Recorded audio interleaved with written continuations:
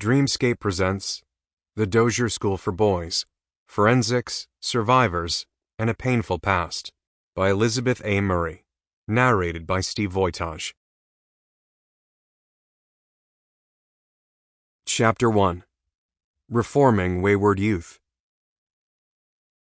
The fire began on the ground floor of the Florida State Reform School dormitory in the early hours of the morning. When the fire was first discovered at 3:30, about 100 boys and several employees were asleep in their beds on the third floor of the building. When the night watchman's calls awakened them, they realized they were trapped. The upstairs fire escape doors were locked, and flames blocked the main stairway.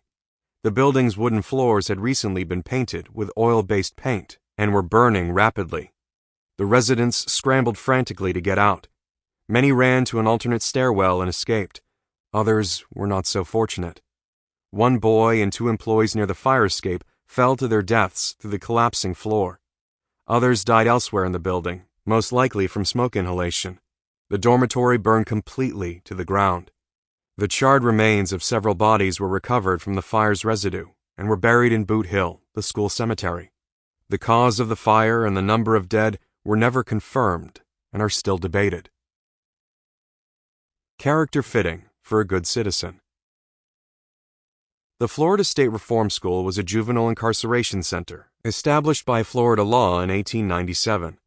Located near the town of Marianna in Jackson County, the school's mission was to be an institution that was not simply a place of correction, but a reform school where the young offender of the law, separated from vicious associates, may receive careful physical, intellectual, and moral training, be reformed and restored to the community with purposes and character fitting for a good citizen, an honorable and honest man, with a trade or skilled occupation fitting such person for self-maintenance.